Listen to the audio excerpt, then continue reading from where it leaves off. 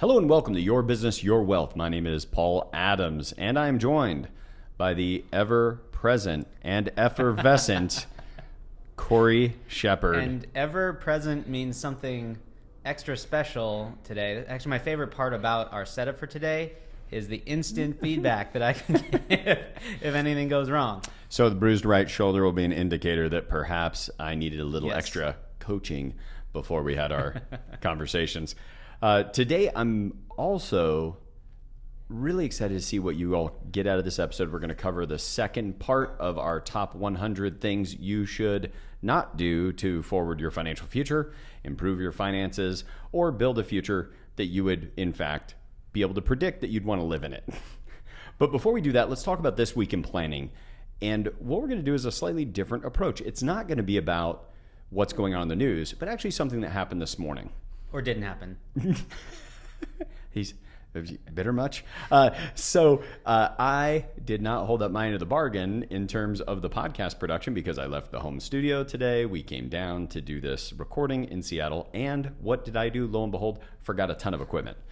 And this is something I'm used to. It's something I'm familiar with. The only difference was doing it in a new location. So we talk about the importance of things like checklists, et cetera, to make sure you're not forgetting things. And I did not run a checklist this morning. Clearly, I forgot some things. But now let's compare that. This is a set of equipment we use and set up on a consistent basis every single week. 4 hours we use this equipment. I am highly familiar with what it takes to do this. But let's compare that to your finances. Something that maybe you sit down and visit on a deep level with your spouse twice a year, 4 times a year, maybe. And you can find yourself ill-equipped to make certain decisions or even to have somebody else's set of eyes look at all the decisions at once. So if you find yourself financially in a spot, maybe like I was this morning, gathering up all kinds of tools, pretty sure you got it all there, but now you need that second set of eyes, that's the reason you might want to reach out to us or a firm like us, which if I knew any other ones, I'd promote them on the podcast. I don't know who they are. I believe they exist, like I believe baby pigeons exist. Yep. But I've never seen one. You ever seen one? Never seen one. No. I Googled one once after I kind of thought about I've never seen one before. Did you find a picture of one? I've seen a picture of one. I've never seen one live. And for the record, Paul, packing for this trip, I had a checklist. I ran the checklist. I still forgot a belt, which is on the checklist.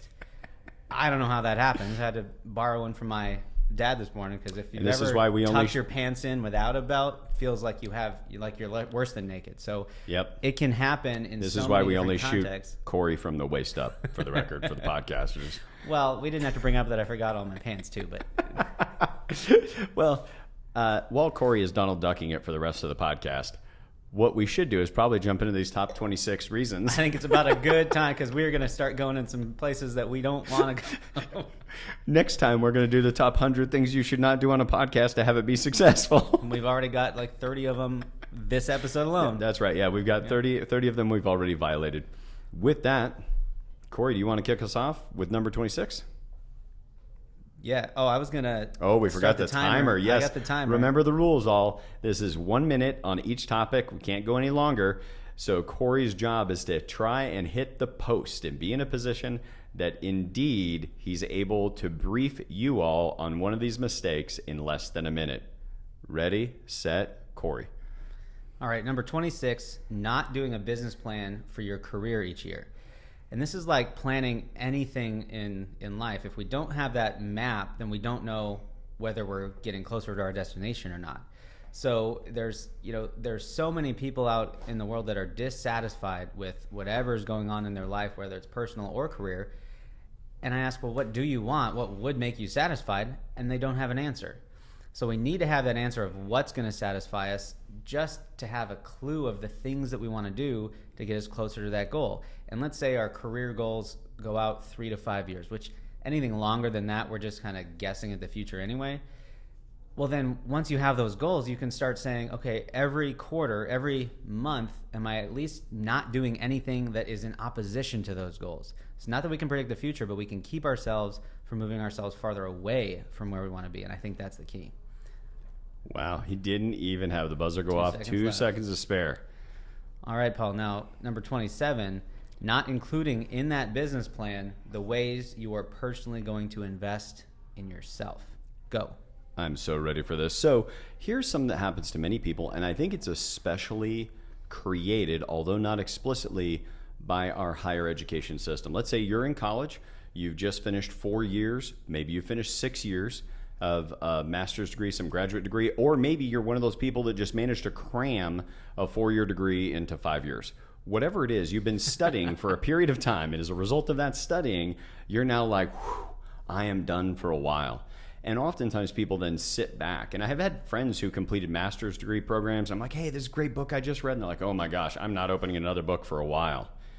You see, it creates that learning fatigue. The problem with the learning fatigue is then we tend not to have learning and development plans for ourselves every single year.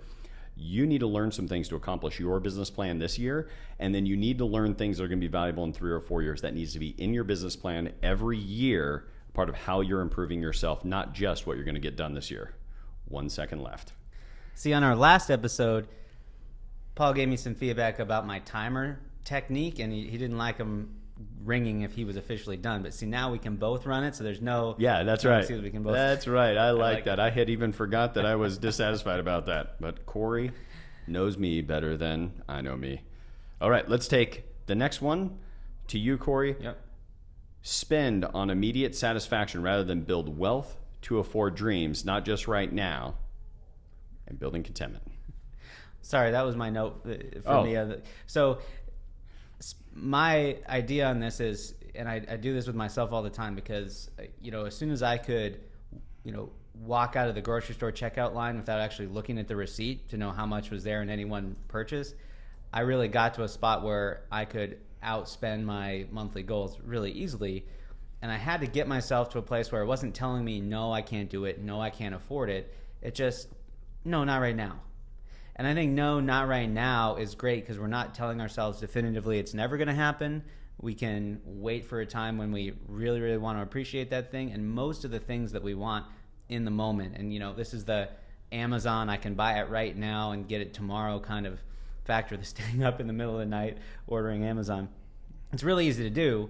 But if we can just say, not right now, half of those things we actually don't end up wanting to get to anyway, and that money can go towards something more important, our long-term satisfaction. And that is the first buzzer of our time together. And it was me. Wow. That was, yeah. We didn't think the first one would be you. Neither you nor I thought that. All right, Paul. Number 29, not talking to your spouse about current and future financial concerns. Staring patiently into the camera, waiting for the clock to start. Here we go. So here's the issue. Not talking to your spouse about your finances for the future is the equivalent about not talking to your spouse about your children. Not talking to your spouse about your pets. Not talking to your spouse about your career or where you want to live. For some reason, in our culture, not talking about money has become a problem, and it's bled over to not even talking to our spouse consistently about money. And probably both spouses have things they want to broach and they don't. And the reason they don't, they're worried about the potential discord. Most of that discord that happens in a family comes about disagreements about how something was spent like last month or what they're going to do this month. What brings cohesion, and this is the thing people forget, is they've been so bruised in talking about money in their relationship. What will bring cohesion is being able to talk about what you're going to do in 10 years and making current decisions based upon that. You have to talk to your spouse about money to make that happen. 1 second left. Gosh, bless it. I'm tearing it up today. I wish we were keeping points. Maybe next time. I know we do with some of our new equipment. We actually have the ability to keep a scoreboard. Oh, of like who went over? Who went over? 3 strikes, yes. You're out. Ooh, not out. We don't have to have an out. But maybe we record. Penalty box, something like that. I'm thinking one of those things where it drops you in the tub of water if somebody gets the basketball hoop or hits it with the ball with the thing, except if you go over 3 times right in the water. Suspend our mics above it. We'll see about that. Jordan, see if he's up to setting up that particular set. Okay, next one. All right. Thinking that cars others drive or the homes they live in are an indication of their assets. Cory, go. We've all done it. I've done it too. I've done it last week. Seeing someone drive by in a really, really cool car and thinking, wow, like they've got it all together. They must be doing some really great things. And really all that it proves these days is that they have enough cash flow to finance the possession, not even ownership, but just possession of that object. Ooh, what a key distinction, Cory. Don't take my time. Don't take my time. Sorry, that was all right. just, not even with compliments. You Years take and my years time and, anytime to years compliment and years me. and years ago, hundreds of years ago, castles, cattle, the equivalents of a nice house and a nice car were signs of real wealth because those things were income producing assets. These days, those things don't prove anything anymore except for some limited amount of cash flow inside of our banking system. So don't think anything but, oh, they're spending a lot of money every month on that asset. Don't make any judgment other than that. It's not positive. It's not negative. You just know a certain amount of money is going that direction. That one doesn't count against me because I got, Fair enough. We're not even keeping score. I don't know. That's right, but I'm just getting ready. Yeah. Jordan's holding up fingers, giving us scores. All right. Number 31, access home equity for consumption. Go. We talked about this a little bit in the last episode, but the idea is you should not finance anything longer than its useful lifetime. Meaning you shouldn't, say, purchase a car and finance it over 30 years. That's why they tend not to finance cars that long. If you're not likely to keep a car that long, probably don't finance it over that period of time. Well, as soon as we finance something with home equity for the sake of consumption, now this is a little bit different. If what we need to do is get control of some debt, get control of some cash flow, home equity might be a good place to do that. But if we're accessing home equity to acquire a consumption-based decision, we're almost automatically putting ourselves in a position that we will pay on that loan at infinity unless you set up a payment plan. Because most home equity lines of credit are interest only. And why I say to infinity is then we take our equity, roll it to our next house, and it pays off the line of credit, thereby allowing whatever that consumption was that went on the credit line to now be financed over 30 years on the next home. Oh, that was close. It actually went 2-0, and I stopped it right before. Like James Bond never did it so good. Maybe I'm not living a very good life. That gave me a little adrenaline rush. Maybe I should be doing something a little different with my weekends if that is what gets me jacked up. Or maybe it's too much coffee. Cory. You've got 3 kids. I get it. Like, you've got to look for all the excitement you can out of the house. That is true. Yes. Okay. Next one is buy new... Oh, nope. Access. Yep. Yeah, buy new cars without saving 20% plus of gross income. Go. So if someone wins the lottery, say, doesn't matter their income, they win $200,000 in the lottery, and they're going to use that for whatever they're going to use that for, it can't be a ongoing, repeatable expense because that's something that outside of their normal budget, it's not sustainable. They're not going to win the lottery again. So they're only going to use one-time purchases for that money, or they just save it all for the future so that it does produce something on an ongoing basis. Same with buying a car if you're not putting yourself in a position to have your future be taken care of for the rest of your life. We know that south of 20% of savings, for almost anyone, the math won't work out to replace your income. So we're literally putting money towards something we're not going to be able to do for the rest of our lives. So we just want folks to have a good life today that they can live for the rest of their life. And so we've got to have both of those setups happening at the same time. Yeah, 5 seconds left that time. Whew. That is good. All right, 33, not planning for your financial future. And I like periodically just remind everybody what the topic is, 100 things you shouldn't do to help get your finances in order. So not planning for your financial future, here is the deal. So often people are doing some kind of business plan, some kind of career plan. So, my goodness, almost everybody is planning a vacation for next year, or something they want to do with their family next year. They might even be planning for their children's college. But so often people don't have any real plan for their financial future. Here's how we know. To have a plan, you have to have, like, a critical component to any kind of planning is an intended outcome. Not the for sure outcome, but I'm taking these actions today for the sake of this thing happening in the future. But if you ask most people, how much money is it going to take for you to reach definite financial independence to be able to fund your work optional lifestyle? So often the answer is, I do not know. And if you do not have a destination, you don't have a direction to go. Talk with you and your spouse, talk with a professional or a team like us, but make sure you know, at least at a minimum, how much capital work it's going to take. Oh, just missed it. I did not stop it in time. I do think if we went to the judges that I made it under the buzzer, but we don't need to go to the judges. We're not keeping score today. The buzzer buzzed, so The you buzzer didn't make did. it under the buzzer. Oh, that is true. Cory, would you please tell everyone a little bit about build a budget rather than a spending plan? Go. So when I think of the word budget, I think of a prison. Just think about being locked into a box of only doing one thing the same way every day for the rest of your life. That feels pretty brutal to me. That's what a budget feels like to a lot of folks, even if they're not recognizing it. And a spending plan is a much more fruitful context, meaning it's not about not doing something. The thing that you focus on expands. And so we're not saying, here's what we're not going to do, here's what we're going to avoid doing, but here is the things we're going to put money towards that are important to us.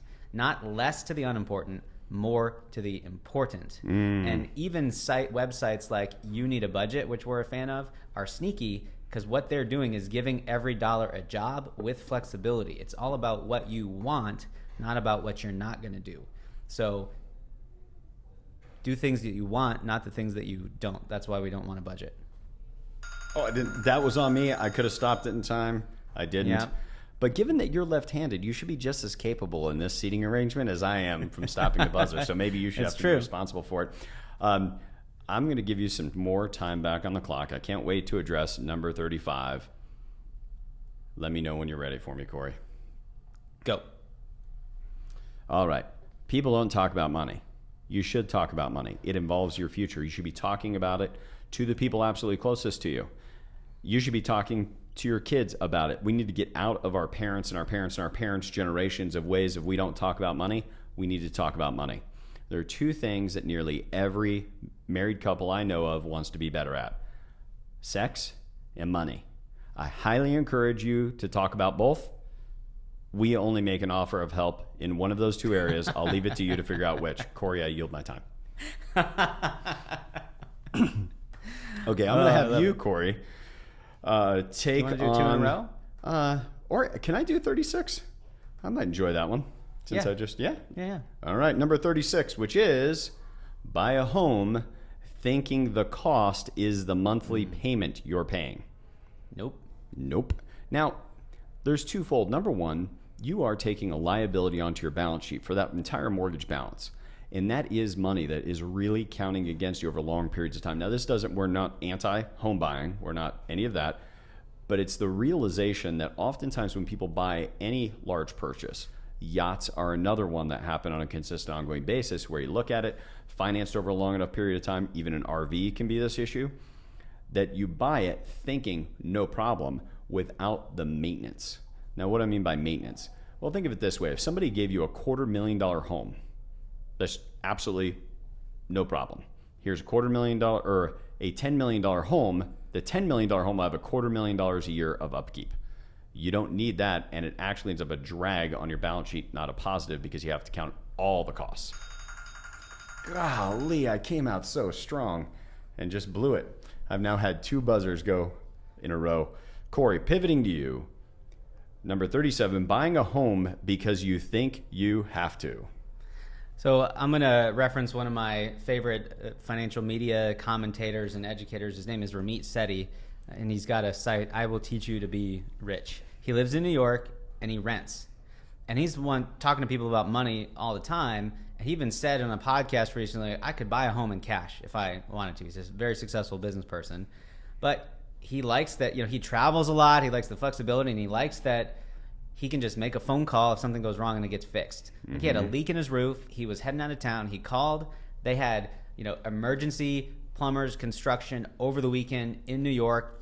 Had to have been $25,000, right? And it was just all taken care of. The American dream, people think, is part of home ownership, but don't listen to the public just because they say that's what you should do. Like, make the choice for you, your family, and your life. Don't let them shame you into thinking renting is bad. It's all about what is working for your life at that point in time. Oh, I could have helped you out there. I'm sorry. I was looking at the next one, all excited to talk about it. Well, let's get on it. Number 38, spend more than 15% of your gross income on your primary residence. Go. So probably one of the most life-changing events around this one is I was with a bunch of other advisors actually listening to a guy speak down in Southern California.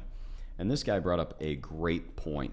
He talked about spending more than 15% on payments, and I would conclude payments, interest, and taxes. So payments, insurance, and taxes on that property should not be more than 15%. Somebody raised their hand like, well, how in the world can you afford a home in Southern California on just 15% of your income? And he looked at him, he says, who said you need to buy a home? That there are people that are destroying themselves slowly but surely financially because they've decided, I'm going to go ahead and put 30% of my income, up to 45% debt to income is what the mortgage companies will allow. They're perfectly fine with you going in more debt, but all you're doing is banking. You're putting a lien against your future income. Keeping it below 15% keeps it from crowding out other things you care about. Cory's up next. Not learning how to do simple future value and loan payment calculations. So in our last episode, I talked about the first time I bought a car all on my own. And I was already a financial advisor, but I only a couple years later, looking through my loan balance, noticing it was higher than I thought it should be. Looking back through my loan documents after I had done some calculations, realizing that they had walked me out of there with a longer term loan than I had expected. That's how they got me out there with that lower monthly payment. So, and I knew how to do those calculations at the time, although I would put forth that if I didn't actually do them right there in the moment, that I didn't know them well enough. Mm-hmm. And so being able to do those, there's lots of apps. You don't need a financial calculator. There's financial calculator apps for every phone out there just to double check someone's math, saying how much should this be in the future? How much should this loan payment be? Just lets you be your own best advocate out there in the crazy world of consumer purchases. Nice work. All right. Number 40. Think you will only live to age 85. You won't. You're going to live longer than age 85. I yield. No. So I almost got Cory his coffee to come out spit through take, his the first nose. Spit take ever. Right, oh, first spit take. My luck, Jordan would have already had the camera on me and we wouldn't have caught it. Okay. So the idea is thinking you're only going to live to age 85. Here's the problem. You can go ahead and Google it. Google average lifespan in the United States. What you're going to find when you Google that average lifespan in the United States is that it's like, 78 for a man, 81 for a woman, something like that, or 76 for a man, 78 for a woman. But that is everybody. The healthy, the sick, the rich, the poor, and some of the people that are already dead are in that average. But if you maintain and govern your health all the way to age 65, and you're married at age 65, the odds don't become mortality age until age 93, which means half of the couples have at least one person live longer than that. Your old age will likely last longer than your career did. Done. All right, Cory, number 41. Accept anyone's financial opinions. Oh my goodness. So the scariest thing that a client can say to me in the midst of building a strategy is, well, I don't quite get this, but I trust you, so let's just go and do it. And then it's like full stop, brakes, red lights, no. Because I'm not saying I'm the greatest financial advisor in the world, but okay, even if I was, I still can't know as much about your situation as you do. If you don't have the internal conviction of why something's good, then we might be missing something. So whether it's us or anybody else that you're working with, we can't have our work based on just opinion. We've got to have it based on math and scholarship outside of our situation, because all of us are humans. All of us might be missing something. All of us have our biases. Even a fee-only advisor has a bias to give advice in a way that allows you to stay with them and continue to pay the fee, us included, which is why it's not based on opinion. Choosing self-indulgence rather than self-discipline. Go. Maybe I shouldn't say it so creamy. Okay. Self-indulgence versus self-discipline. It's better to define our terms to start with. Self-indulgence is thinking about the way you're going to feel about your actions and then taking the action that feels good. Self-discipline is thinking about the consequences first. Then choosing the outcome ultimately that when I'm dealing with the consequence will feel best. and taking whatever actions are necessary to get that done, whether I like it or not. Again, self-indulgence is thinking about how I'm going to feel, taking the action that's going to feel good now, and then dealing with the consequences later. Self-discipline is choosing what are the consequences going to be of my action. What actions do I need to take to get the consequential outcome that I want, and then feeling good because of the consequential outcome. Too often people do with their money today and with their lives today what feels good now and not what's going to give us the positive consequential outcome. Nice. 5 seconds. That's yeah. great. All right, Cory, number 43 in our list of 100 things you shouldn't do to help get your finances in order. Allow your mood or self-worth to be tied to your stuff. Lifestyle addiction is real. Mm-hmm. A luxury once experienced becomes a necessity is another phrase that I've heard. The first time I had a car with a backup camera, it only took me about 2 days to realize, like, how did I live in this savage world of no backup cameras without this, right? Savage world of no backup cameras. Tim Ferriss, a popular blogger, podcaster, and author, is very big into Stoic philosophy. He's shared a lot of Stoic writings with his followers, and one of the exercises that he does after the ancient Greek practice is to periodically wear only a white t-shirt and jeans and eat beans and rice for a week, and always dwelling on the thought, is this what I so feared? And we've all made big changes in our lives, like just the fact that we're adults and can make decisions versus being kids and everything has to be afflicted on us is a huge lifestyle change, and we can all live in much different conditions than we think we can. I'm trying to stop it. I don't know why you're not stopping. There we go. Your timer. Jeez. I just kept the bell kept going. I think you can keep talking through the buzzer. Right? I thought that was so gold. I was just sitting here taking it all in, not even looking to stop the timer. Like, just that idea of going to eat, like, put on a plain t-shirt for a week, eat the cheapest possible foods for a week, and realize that that is what you feared, and it ain't that bad. Fine.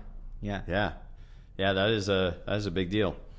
All right, I better take the next two. Yeah, this is a good couple for you. I might have some funny comments, but this is number 44. Reward your kids with stuff rather than quality time. And do you want to do both of them back to back? I'm just going to do them both back to back. Okay. So the second part is allow your kids to get new toys without having them choose what toys they're going to give away. So this is more for me in growing up our kids. So there's some research out there that says something to the effect of most teenagers, when they're living at home, mark that lifestyle to the lifestyle they're going to live, and they spend their first 5 to 7 years of married life trying to mimic the lifestyle they had at home. Now, for most of our listeners, it's going to be impossible if your children get married in their 20s to come close to the lifestyle that you had them in when they were teenagers. And so as a result, we're going out of our way with our kids to make sure that we're not allowing them to live a lifestyle that they themselves will never be able to come close to mimicking as they get older. So that's like the kind of purpose number one. That means that if we reward them with the stuff that we can afford, it will give them a style of living that may be higher than what would be appropriate for them. So instead, whenever we can, we try to reward them with quality time with either my wife or I or another loved one, rather than it just being stuff when they earn some reward. Which leads us right into number 45, allow your kids to get new toys without having them choose what toys they're going to give away. We've chosen to live radically within our means, so we have a smaller footprint house than when we used to have our McMansion, and yet it's really neat to watch the kids kind of go through and think about what toys they're okay giving away. And being in those new conversations of, well, you could get rid of that one. Remember how important that was to you just last week? You may want to choose a different one. And you get to have those values conversations and value of different possessions conversation with kids at a very young age to have them reflect differently about money, resources, and financial capacity. Paul, I think everyone listening could just take kids out of there and put you and yourself. Like, reward yourself with stuff rather than with quality experiences. Not think about what you might get rid of every time you get a new thing, because we can all steep ourselves in that. We may have just come up with numbers 101 and 102 in this list. That was a very, very great insight, Cory. Which, speaking of next insight from Cory, Number 46 is not finding the opportunity in market downturns.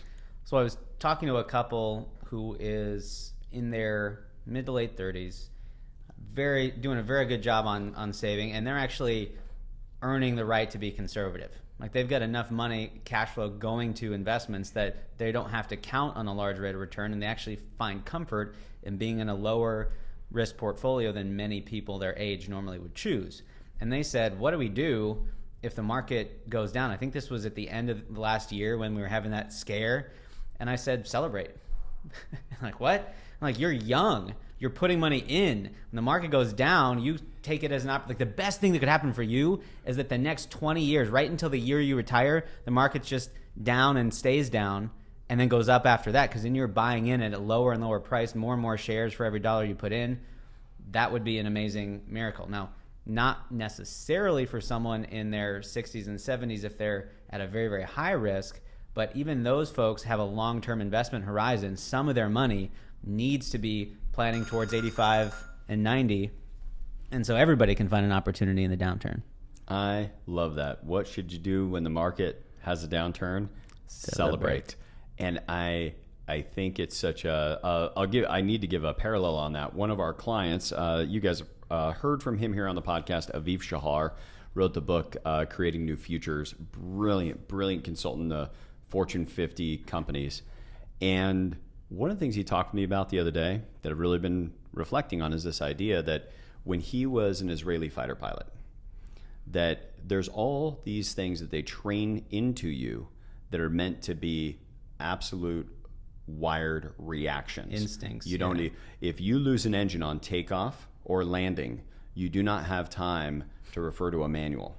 Right. So what have you done to just personally wire your responses to certain actions? And I think that's something you're going to hear from us more and more is what should be your wired in response to, oh, the market just dropped today.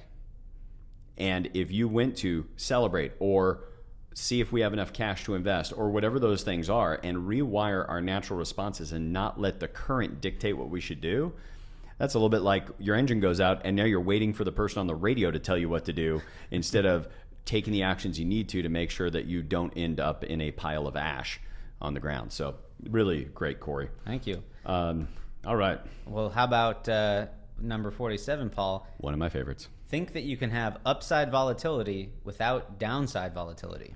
Well, this number 47 is key because if we have volatility to the upside, here's what you need to know. You have volatility to the downside. Easy explanation. Somebody puts you in an investment and says, hey, this investment's going to do really, really good. I think we're going to get you a 30+% rate of return. And you could say to them like 30+%? Oh yeah, absolutely. 30%. We're going to invest in this real estate, whatever it's going to be, 30% a year for 3 years, you're going to get double your money back, whatever it is.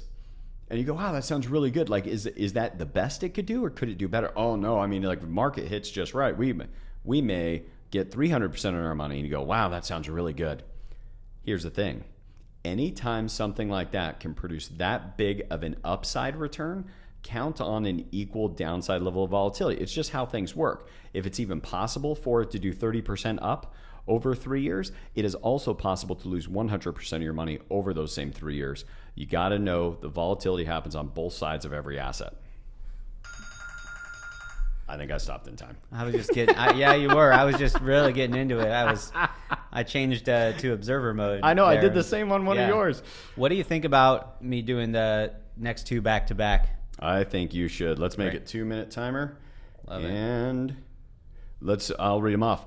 Number 48 is have deductibles too low on your car and homeowner's insurance. And number 49 is have limits too low on your car and homeowner's insurance. So I want to give the distinction. Deductibles too low, because those could sound the same to our audience. Right. One is deductibles too low. The other one is the upper limits too low. Cory's going to explain all of that to you in 2 minutes or less. Go. I can't tell you how many times clients that we've met have, they're in their 30s, 40s, 50s, and have the same exact car insurance levels as they got in college when they got their first car and their own insurance for the first time. Deductibles. The lower the deductible, the sooner the insurance company kicks in if something happens, which means your premiums are higher than a higher deductible, which they say means there's less likely a chance that such a big event happens that we have to pay, so we'll charge you less every month. I ask clients time and time again, you had a car all alone in a parking lot, crunch into one of those light poles like at the grocery store, ding your bumper, and it's going to cost you $1,000 to fix. At a $500 deductible, do you make a claim? Almost everyone says, nah, probably not, I just pay it. The reason why? Premiums can often go up after we make a claim on our insurance. So at a $500 deductible, many people are likely paying more for something that they're not even going to use. And so if you've got enough cash in the bank to handle a $1,000 bill, make it not a catastrophic event for your family, then deductible should be at $1,000, perhaps higher, but $1,000 is usually the sweet spot. Now, limits on your car and home. Many times, because car insurance is legally required, folks have the legally required minimum, like that is a level the government engineered to better take care of us. No, it's just the minimum required to satisfy whatever politician put that into place, and your limits are probably need to be that much higher. And frankly, we've got to put umbrella insurance as part of this quote as well, because that's the way to make them as high as we really need them. In a car accident, for instance, 100, 300, 100 coverage means each person in your car and in the other car is only covered for 100,000. Even if your limit's 300 and one person has more than 100, you're still going to be out of pocket for some of that money. So at least 500,000 aggregate limit for your car and $1 million of umbrella is about the minimum that most folks want to be. Okay. I love it. And getting ready to close this out here with number 50 is put off buying life, disability, or health insurance. Go. I am ready. Here's the thing people get confused by. Disability insurance, life insurance, health insurance. People think that you buy them with your money. You don't buy these with your money. You buy them with your health. If you are not healthy or healthy enough, these decisions either become prohibitively expensive or impossible to get. Now, not the health insurance one. We now have rules that allow the inability to exclude you for pre-existing medical conditions like that. But at the end of the day, you still need it in place before the bad thing happens. Delaying in any way can put you in a position where you cannot get it later on. Period, end of story. One note in your doctor's file on you could mean no more life or disability insurance is an option. And here's what I would have you consider. If somebody told you today that tomorrow you're not going to be able to own life insurance anymore for whatever reason, would you... I went over. I'm going to finish this one out. Finish that one out. If somebody told you tomorrow, next month, 6 months from now, you will not be able to buy life insurance anymore. They're clairvoyant. They could see the future. How much do you get? Probably as much as you possibly could. And if you don't know that that event is around the corner, this is not saying anything about what type of disability insurance or life insurance, but if you knew you weren't going to be able to buy it one day in the future, how much would you get today? For nearly all of us, we will reach a point where we cannot buy it in the future or cannot buy it at a reasonable rate.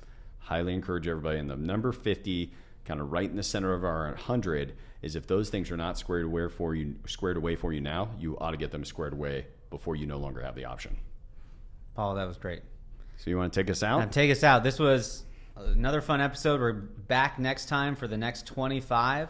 Just remember, please leave us an honest review on iTunes or wherever you're listening to this podcast. You can email us a screenshot of that review to info@sfgwa.com, and we'd love to send you a copy of my book, Paul's book, or Clockwork by Michael Michalowicz.